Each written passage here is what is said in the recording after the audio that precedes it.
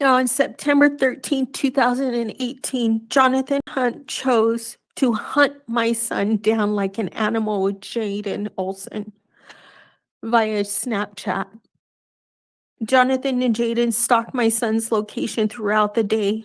Jonathan chose to continue with Jaden to the Rancheritos where my son was eating a late dinner with his best friend. Jonathan chose to take a gun handed to him by Jaden, follow Jaden into the Rancheritos then to where Noah sat eating, talking with his best friends. Within 2 minutes, Jonathan chose to strike Noah in the head, knocking him to the ground. As my son tried to stand up, Jonathan shot him twice.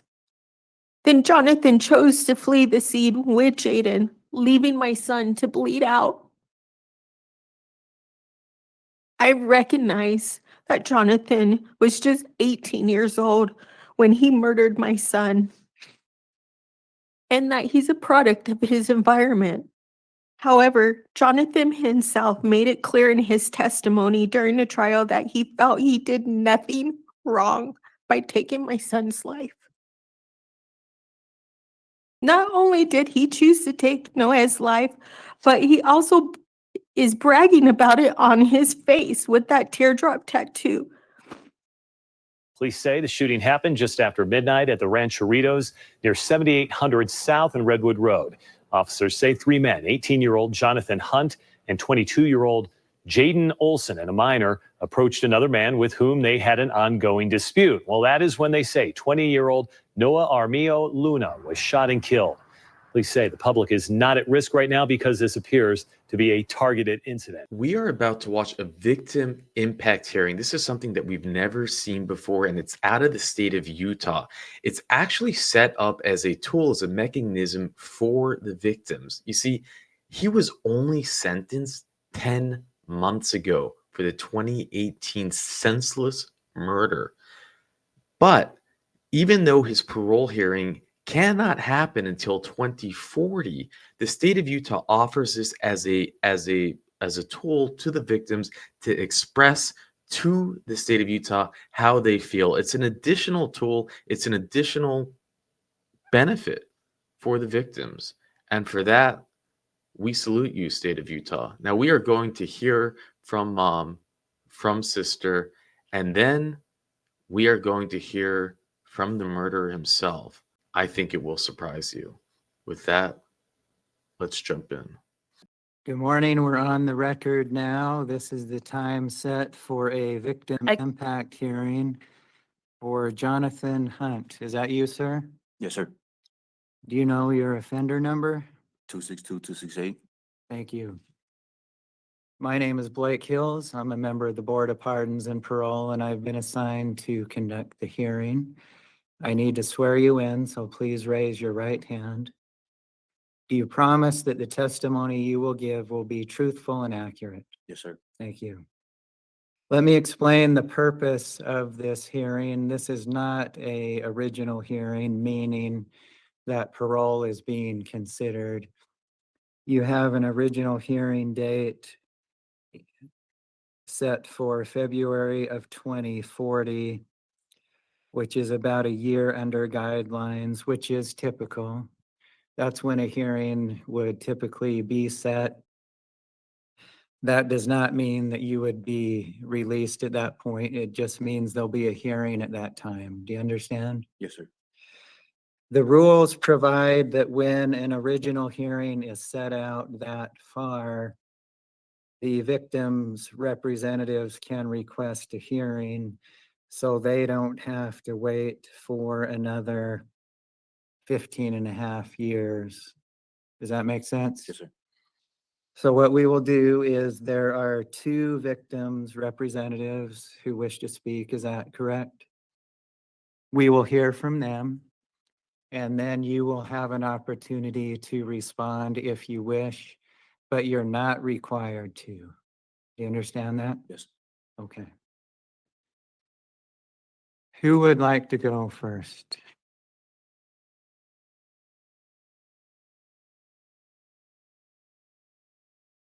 Now, if you'll raise your right hand, do you promise that the testimony you will give will be truthful and accurate? Yes. Thank you. Even though I have your name written down here, I need you to state it for the record, please. Oh. Thank you.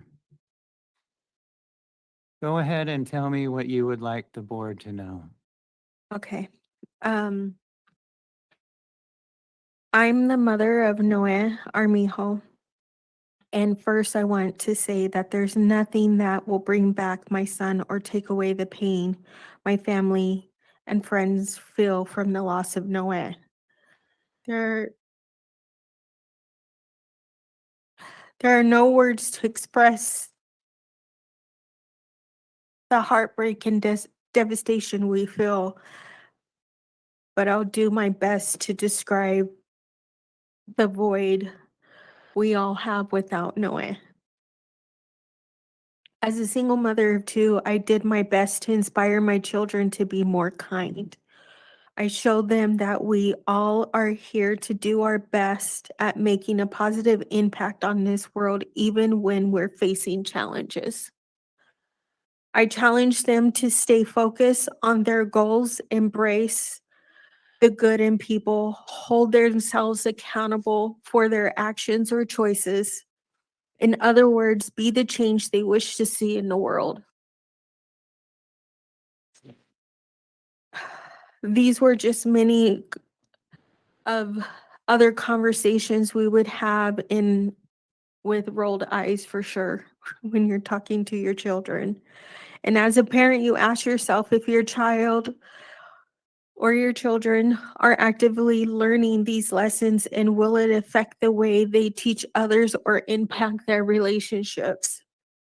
I can tell you that Noah did listen, and he did this with grace. Noah was always a loving son, brother, a fan of comic books. In high school, he was the mascot of his robotics team. And he was enrolled in college, taking classes to become a mechanical engineer. But my son was more than just a loving robotic nerd with a kind soul. He made a difference with every person he interacted with. I heard so many stories shared with me by his friends about he would stop strangers to ask, "How are you doing?" Then genuinely sit and listen to their story. He made strangers into acquaintances, acquaintances into friends, and friends into family. Noah helped so many people see how special they were and encouraged them to pass the kindness on to others. I had the honor of meeting one of those people. It was a young man that met Noah at the very coffee shop that Jonathan and Jaden stalked him at. This young man said Noah noticed him sitting in the coffee shop alone and asked if he wanted to play chess. After they played chess and talked for a few hours, this young man felt safe enough to open up to Noah about how he was feeling hopeless and was going to commit suicide that evening. My son heard him. He stayed with that young man until closing and then sat in the parking lot talking with him until 3 a.m., giving him hope. This young man is still alive because of my son's one act of kindness, to actively listen to a stranger. My son's best friend, who was with him that night, shared with me that Noah pulled him out of his depression, taught him how to drive, encouraged him to enroll into college, and taught him how to take care of his mental and physical health. In turn, these young men have passed on acts of kindness to others in need of a friend. I could tell you so many other stories that demonstrate the immense impact of losing Noah and how he had a ripple effect across our family and community. Now, on September 13, 2018, Jonathan Hunt chose to hunt my son down like an animal with Jaden Olson via Snapchat. Jonathan and Jaden stalked my son's location throughout the day. Jonathan chose to continue with Jaden to the Rancheritos where my son was eating a late dinner with his best friend. Jonathan chose to take a gun handed to him by Jaden, follow Jaden into the Rancheritos, then to where Noah sat eating, talking with his best friends. Within 2 minutes, Jonathan chose to strike Noah in the head. Knocking him to the ground. As my son tried to stand up, Jonathan shot him twice. Then Jonathan chose to flee the scene with Jaden, leaving my son to bleed out. I recognize that Jonathan was just 18 years old when he murdered my son, and that he's a product of his environment. However, Jonathan himself made it clear in his testimony during the trial that he felt he did nothing wrong by taking my son's life. He has shown no remorse, but instead of owning his action, he chooses to disrespect my son's character by claiming my son had a gun and was going to take his life. There is no evidence to support his claim, nor did any of the witnesses support these claims. During the trial, there was testimony by my son's best friend, as well as Jaden, of how much Noah wanted to help people be the best they could be, and how Noah was calm and tried to de-escalate the situation by apologizing to Jaden for his involvement with Jaden's girlfriend, which is a true reflection of who Noah was in every story told by me, by his teachers, friends, family, and strangers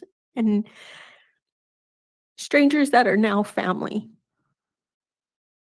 This senseless act of violence was all over Jaden's jealousy of my son's relationship with Jaden's now ex-girlfriend, and Jonathan's desperation to make a name for himself by being Jaden's muscle man.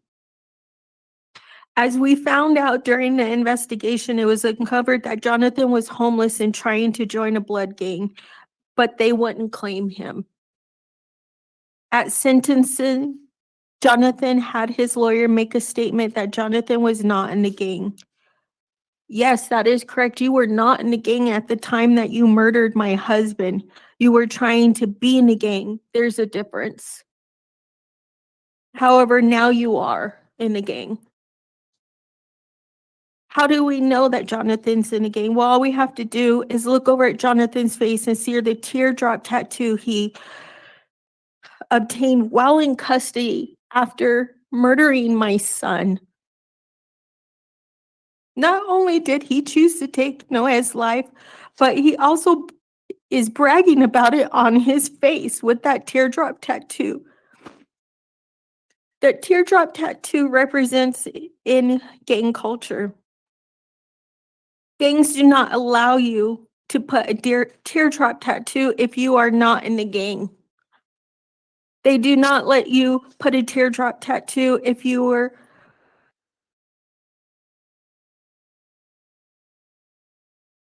They do not let you get one for self-defense or fearing for my life, as he put it in his testimony.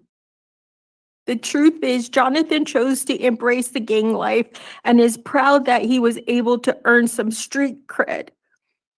You cannot claim to be a badass wannabe gang member and scared of my nerdy son in the same breath. This is just another example of Jonathan not taking responsibility for his choices and trying to save himself. Jonathan clearly did not value my son's life. Let me be very clear. This senseless act of violence demonstrates that Jonathan did not value the lives of others. Jonathan had no qualms about taking the gun from Jaden to murder my son. Jonathan had never met or known Noah prior to the moment that he took his life. Jonathan had many opportunities to walk away, but he did not. He made his choice to murder my son in cold blood, someone he knew nothing about. Jonathan's lack of remorse and sympathy has only added to our trauma. Jonathan's actions or choices have not only taken Noah from us, but he's also inflicted a deep emotional wounds on our family and friends. Furthermore, Jonathan not only has taken my son from this earth, he has also taken away Noah's ability to continue to make this world a better place. He has taken away the hugs and kisses my son would give me every time he came and went. He has taken away my daughter's only sibling.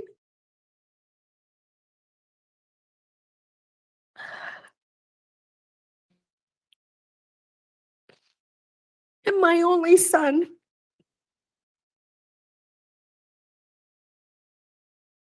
Taking us from a family of 3 to a family of 2.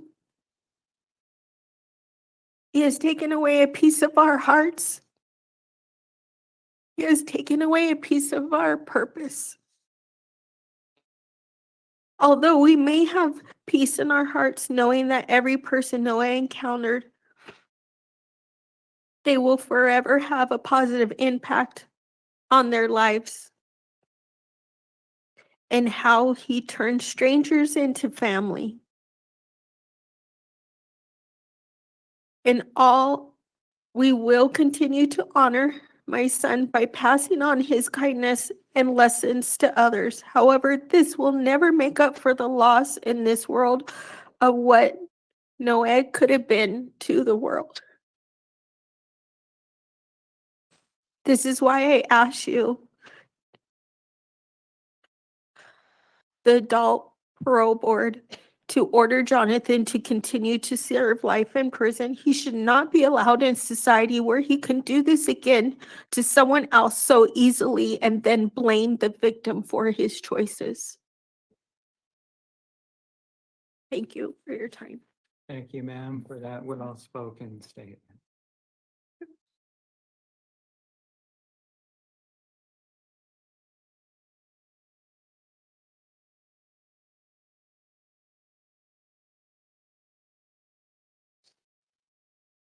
Will you raise your right hand?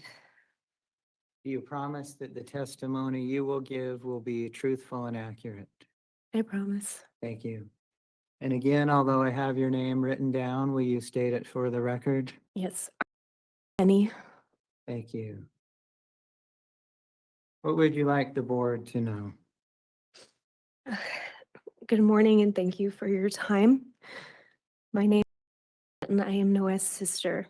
I have dreaded writing this letter and speaking today again, first with Judge Kendall and now you.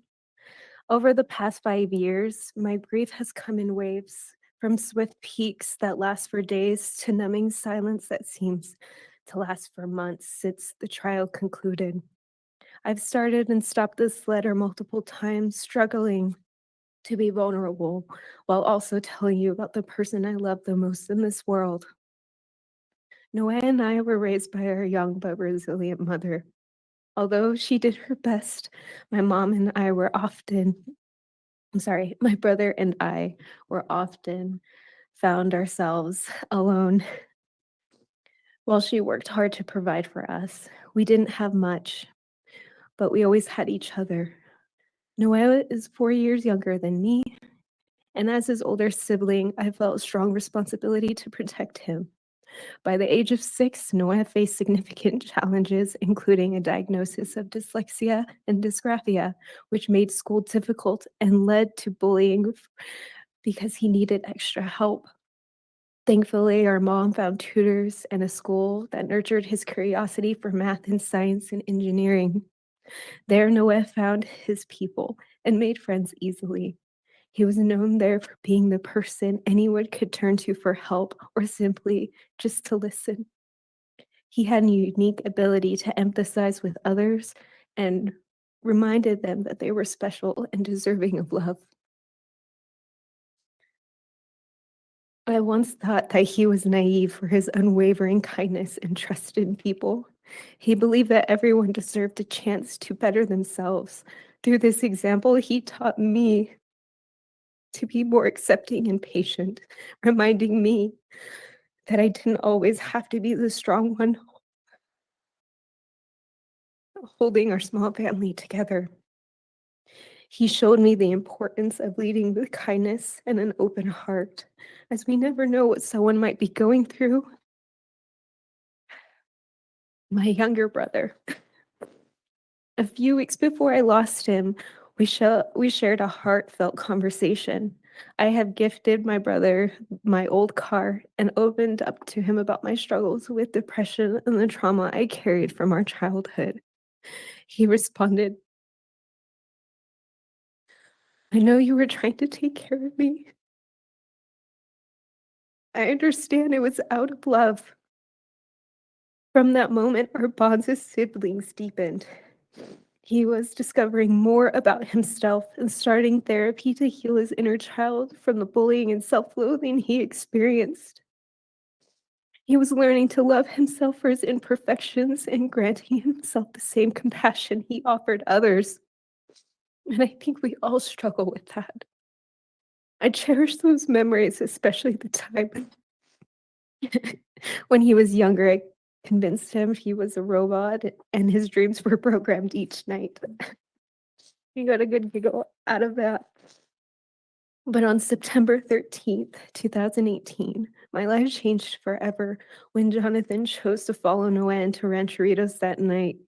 He made the choice to take an innocent life, seeing it as a step into the gang life, a misguided attempt to make a name for himself, as evidenced by the tattoo underneath his left eye, as he tried to hide from the jury.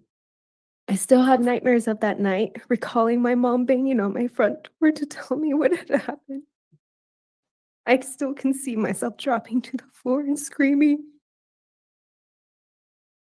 My therapist has diagnosed me with PTSD from these experiences. And while I work to heal, it feels like I've started the grieving process all over again. The emptiness without Noah feels insurmountable. Even after 5 years, I still struggle to accept this reality that I had lost him so senselessly. This wasn't an accident, it was a deliberate act. The holidays have grown colder and emptier. This year has been particularly unbearable as we lost both our grandfathers within 48 hours of each other this spring. I like to think that they're together again, watching over us.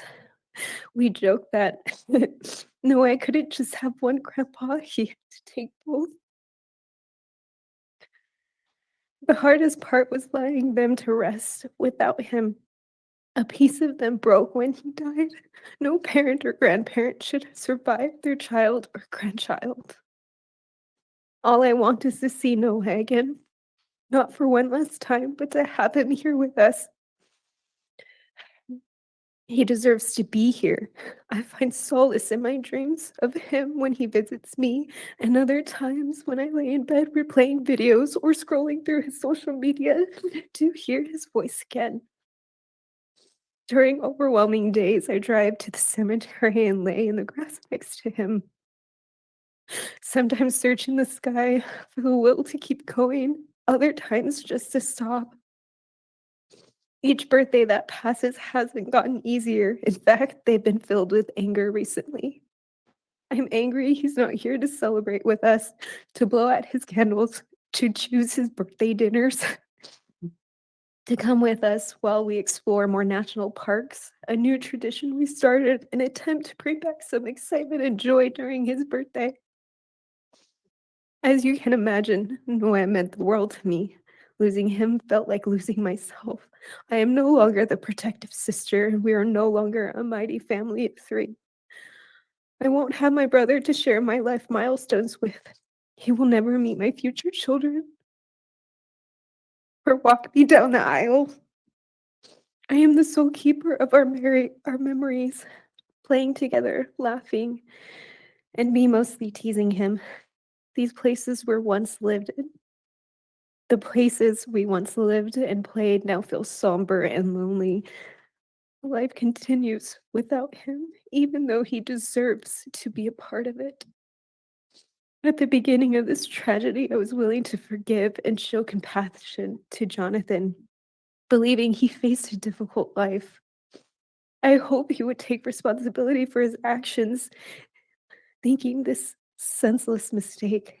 However, over the years, Jonathan's demeanor and defense strategy made it clear that he had no intentions on reflecting on what he had done.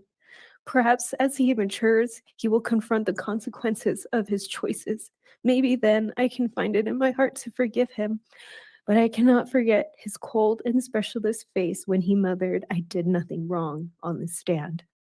Those words came from someone who does not value life and should not be among society.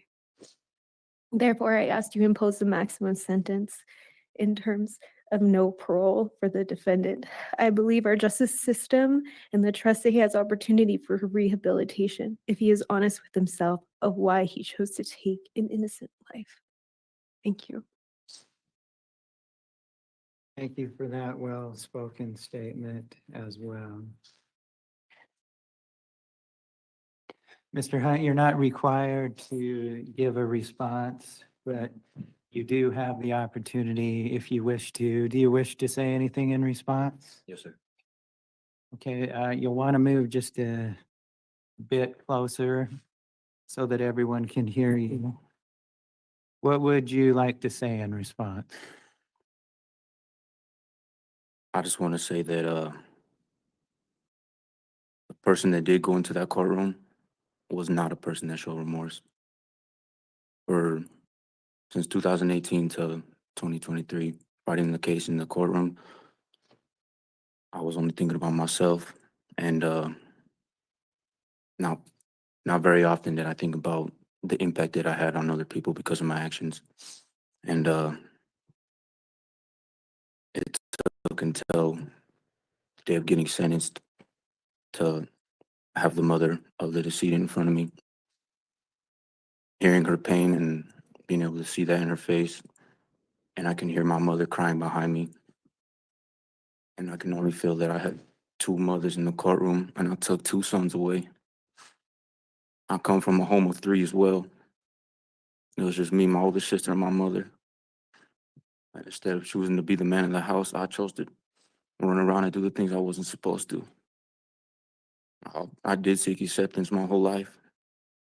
I didn't have a father. I didn't have any brothers. I didn't know where I was going in life. Not once did I think long term. I never saw myself coming to prison. I never saw myself killing somebody. Although I'm not a gang member, I was hanging out with the wrong people. I was making the wrong choices. And it took me too long to realize that.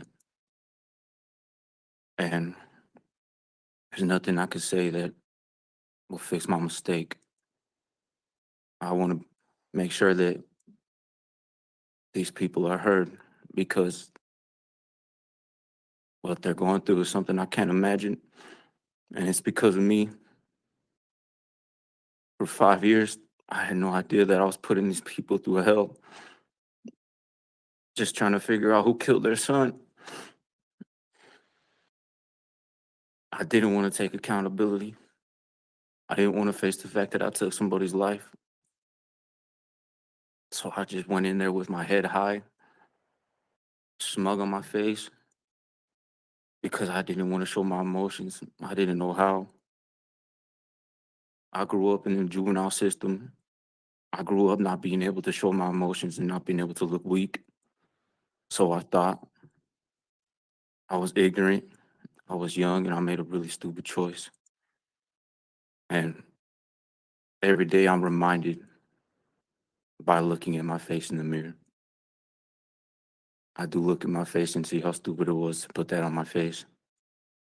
I was not thinking about how disrespectful it was to brag about taking somebody's son, somebody's brother, somebody's family member away from this world. I didn't know no way. I made a fast decision that changed a lot of people's lives, and it took me a long time to realize that. I was very afraid to get up in front of the people that I hurt and to admit that I took your son, I took your brother. I was so afraid to admit the fact that I made a mistake. And for a long time, I felt like I wasn't able to show that type of emotion because of where I was at. I came in young, I came in ignorant with the mentality of having to be tough or having to act a certain way because of my environment, because I'm in jail. And I was mostly the youngest person every single section I've been in. And still to this day, most sections I go in, I'm one of the youngest people. And some people try to take advantage of that. And so my young mentality, I thought that I had to act a certain way. I was wrong. Sorry. There's so much that needs to be said. And I don't want to, obviously nobody would want to sit here and say, I deserve to do time to do this, but I deserve to pay for what I did. And these people deserve to be heard. And I want to say thank you for allowing me to have this chance to speak for myself, because 5 years fighting my case, I wasn't allowed to speak for myself. I wasn't to speak as myself. I was told what to say, how to say it. If I wanted to say something a certain way, it was articulated better. And on the other side, the only thing that you could see is just a fake person. The things I'm saying is fake. My emotion is fake. And that wasn't wrong. I'm sorry doesn't even begin to scratch the surface at all. I took the life of a human being. It lays heavy with me every single day. I don't understand forgiveness. I don't understand how to forgive myself. I don't understand how these people could even forgive me. I don't. I don't understand forgiveness, but I'm not a killer. I'm not some murderer. I made a huge mistake.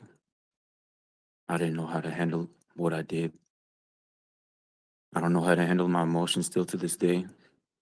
When it comes up, I don't know how to feel.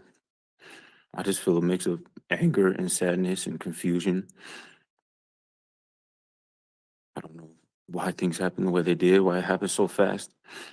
I don't know why I wasn't able to say the things I'm saying now sooner.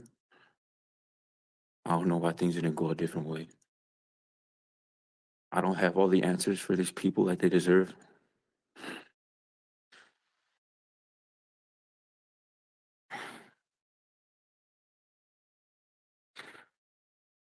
I do take responsibility. I do take accountability, and I don't want that to be taken away. I don't want that to be minimized at all. But they are right. When I was going into court, that wasn't a person that was showing remorse. That wasn't a person that was taking accountability at all. I made a huge mistake. And although I realized that since the day I came in, I didn't know how to show it. And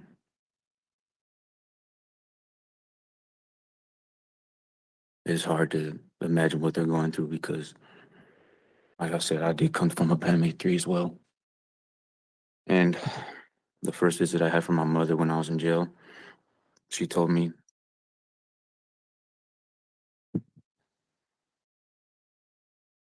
so the night before this all happened, I was supposed to visit my mother. And she had told me that the worst thing that she could ever imagine is seeing my face on the news. And that very next morning, when I was supposed to come to my mother's house to eat breakfast with my girlfriend and my family, she sees her son's face on the news for murder. I've affected my family, I've affected my loved ones, I've affected these people and their family and loved ones, and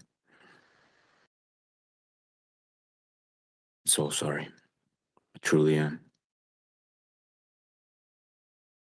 Do you agree with the statement that this was done to gain street cred or influence No, with people?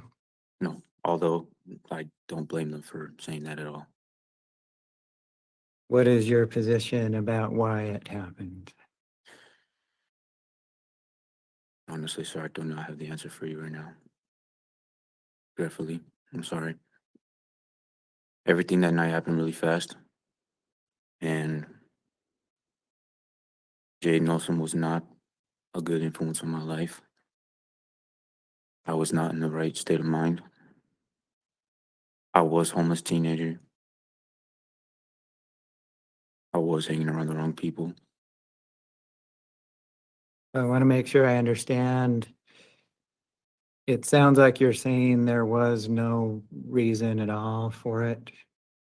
Is that So, with all due respect, I was advised because this case is still going through the course that I won't be able to okay? answer something like that. I Understood. apologize, but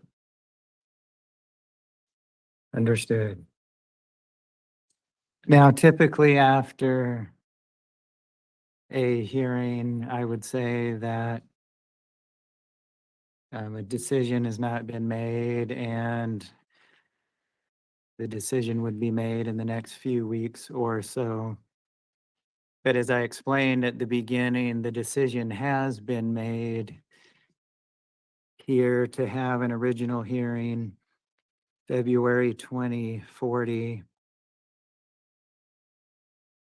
Now, I cannot say what conditions will be 15 and a half years from now, so it could be a month before, a month or two after, but that should be an approximate date. Do you understand that? yes, sir. Now, the people who will be on the board then may well be in high school now. So I can't possibly predict what those people would do or not do, but I can tell you this. If you get to that hearing and you have completed all the programming that you can, and you don't have disciplinary violations, it will go much better for you than if you get there like people I've seen who have 3 pages of disciplinary violations and they've picked up 2 or 3 new felony convictions in prison. Do you understand? Yes, sir. Those folks, I have told, if you continue to commit violations and pick up new felonies in prison, you will never get out. So here you are, 15 and a half years out. And what I'm saying is it's completely up to you how that hearing will go, whether you'll be confronted with why did you commit all these new crimes, or whether the question will be, tell us what you learned in all these programs you completed. And I certainly don't want to speak for the victim's family and can't do so. I don't have the right to do so. But I would guess that their hope would be that you don't commit new violent offenses in prison and that you behave yourself no matter what the decision is going to be in 15 and a half years. You understand that? Absolutely. Well, Mr. Hunt, I appreciate you appearing this morning, and I really appreciate those who have appeared in person and commented. And of course, at the original hearing, you would have the ability to be present to that hearing as well. So with those comments being made, we will conclude the hearing at this time. I thought I thought it was such a beautiful name. I had to Google it. I had to Google it to see what it meant. And what it means is rest, repose, quiet, peaceful. It's derived from the Hebrew root word Noah. So Noah in the boat. And that's who I heard described by my mom and sister. That's who I see when looking at this picture. And to think that this punk coward goes into a restaurant, sucker punches him. That's what he did. He sucker punches him. When he falls on the floor, Noah falls on the floor, he then shoots him. And then when he goes to trial, his defense is that it was in self-defense. This kid looks like he's 120 pounds soaking wet. You're there with the buddy. You sucker punch him in a restaurant and shoot him, and it's in self-defense. And it makes me sick. And the trial happened just 10 months ago. Now, that being said, the statement that was made, it felt authentic to me. He didn't have to do it. His parole hearings in 15 years, I don't think it was a piece of manipulation. I don't think it was a calculated chess move. And I talked about this with Sir Richard because I was like, man, I wanted another opinion in this case, but look, there were a few things that he said in the statement that really pissed me off. Don't say in a statement, I made a mistake.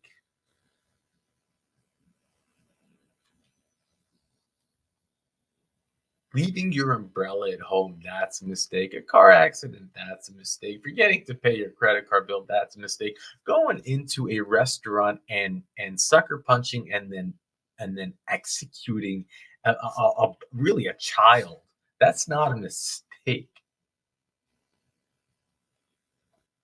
He says, I am not a killer. I am not a murderer. I made a huge mistake. No, you are a killer. You are a murderer. And you will always be a killer and a murderer. That part of his statement I did not like. The next part, and which is where he skirted around, he still insisted it wasn't gang related. He still insisted that, and that certain parts of it I can understand, right? So this was a long sentence, potential life. He's going to have an automatic appeal process. His attorneys are going to be going through it. They're going to have told him don't. So there's certain things he can't say. And again, that adds to his credit because he didn't need to say anything here. He could have simply stated, and we have seen everything. We have seen it all. We have seen it where they go straight on to attack the victims, where they say disgusting things. He could have simply said, I can't say anything. He could have said, I'm sorry for the actions that I made. I wish it didn't happen. He could have said a lot of things, okay? He could have said, my attorney advised me not to say anything. And he didn't. And because of that, I will give him credit. I don't think it was manipulative. I don't think that in 15 years from now, like the interviewer said, there might be a kid in high school that sees this case. I don't think they're going to look through those notes and this is going to have any impact on what he said today and what he'll say in that parole hearing.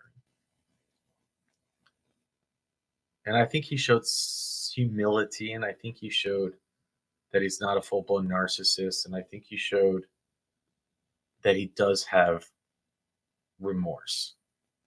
But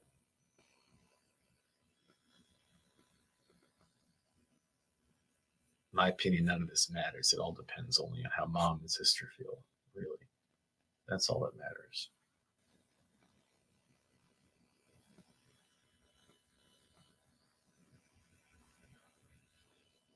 Now, this is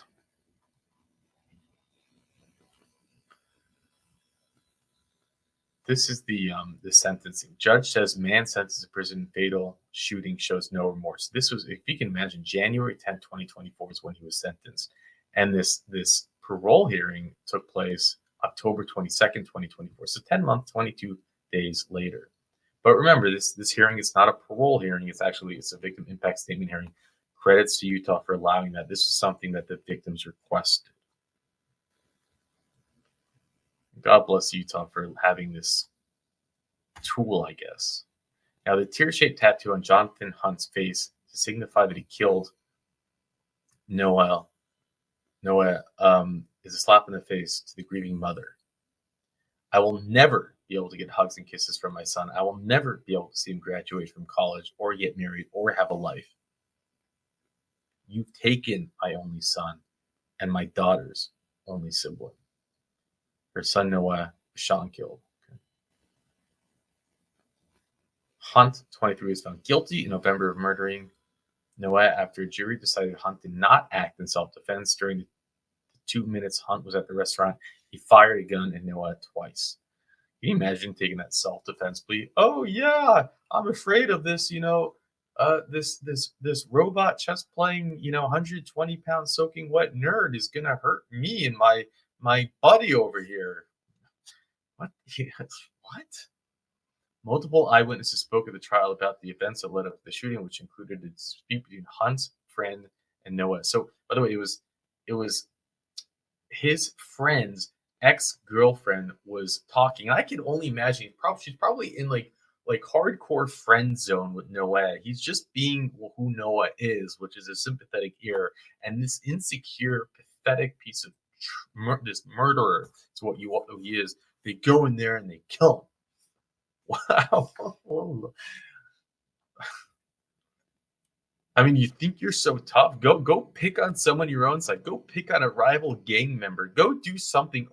Earn credit. Go fight with your fists. I'm so sick and tired of these wannabe gangsters, or even they are gangsters, but yet they take a gun to a fist fight. You're pathetic. You're weak, insecure. You can't throw down. No, you got to cheat. How does that make you tough? Why would any gang member think you even deserve to have a tattoo? Wow, yo, buddy, look, he killed him with a gun. He's so tough. Let's go tattoo his eye. It's just like the whole thing is it's laughable. It doesn't make you tough. It makes you a coward. Every time you look in that mirror and you see that teardrop, you should look at yourself and think, you are a coward. I am a coward. Not just a murderer, but a coward.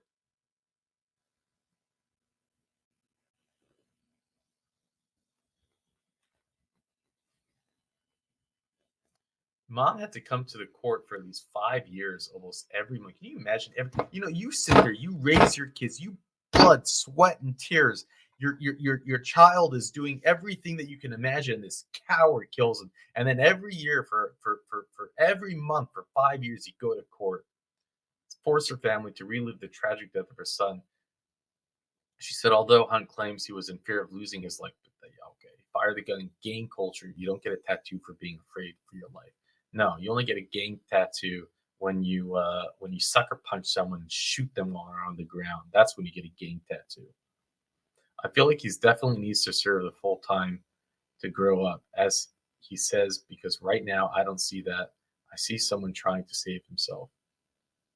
She said that after listening to Hunt's apology to his family and her friend. Before sentencing Hunt to at least 20 years in prison, 15 years to life for murder, 5 years for the firearm, the judge told Hunt he hopes each time he looks in the mirror, that tattoo reminds him that he took a life of a kind, caring, and loving person. There's nothing more grave or more serious than taking somebody's life. That's final. That's decisive. That is something you cannot take back.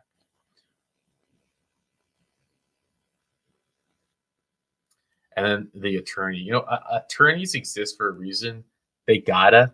But what pisses me off about attorneys is when they do something like this, when they go and they say, my client is ambitious goals in prison. After he is released, he wants to graduate from high school. He wants to go to college. He wants to become a counselor to help juveniles. And this is so sick. It's so insensitive. It's so tone deaf. After he's released, who says he's getting released? These are the things that he's going to do. These are the things that Noah's never going to be able to do.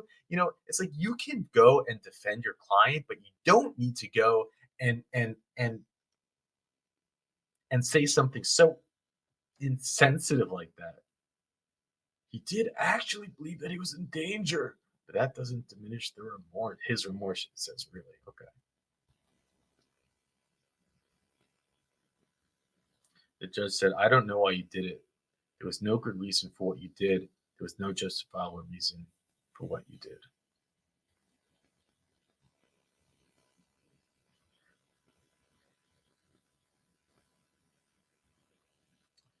And then here's the parole hearing kind of like recap. As you said, it's posted on October 22nd. It's nice that at least someone wrote an article about this. Inmate sentenced to 2018 murder. Says he made a stupid choice. And this was the one part that really bothered me about the hearing, because it's just what a horrible choice of words. He was well spoken and articulate, and it felt up until that point, and then at the end. But again, I hear that he couldn't say it at the end, but I don't know if there was something maybe he could have said.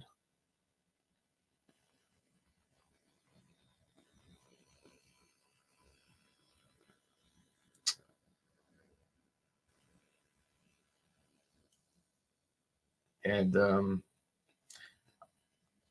I do look at my face and see how stupid it was, he said. He says when he looks in the mirror, he reminds him of the stupid choice he made. At least here he said it was a choice. A stupid choice, though. It's still not the right words. You say, when I look in the mirror, I see a murderer. That's what he should say.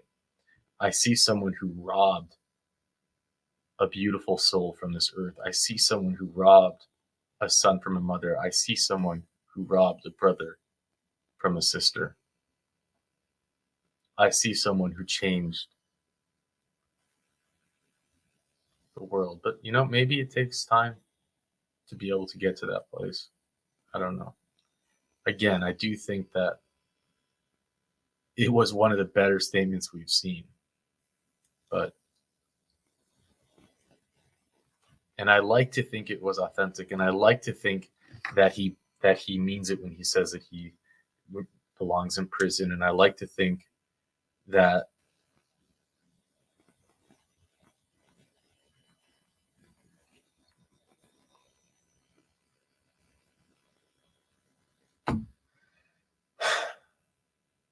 I don't know what else to say, actually.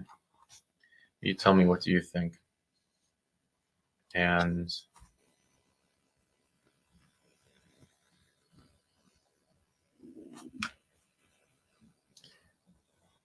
I suppose we can all do something in Noah's memory. We can today maybe be a little bit more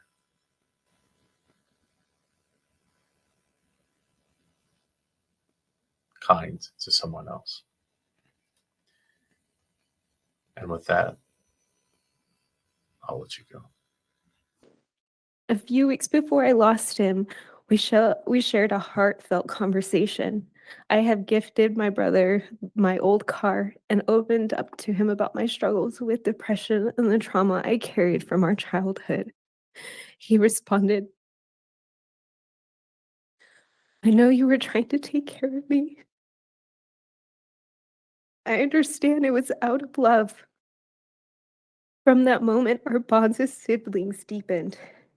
He was discovering more about himself and starting therapy to heal his inner child from the bullying and self-loathing he experienced. He was learning to love himself for his imperfections and granting himself the same compassion he offered others. And I think we all struggle with that. He has taken away a piece of our hearts. He has taken away a piece of our purpose. Although we may have peace in our hearts, knowing that every person Noah encountered,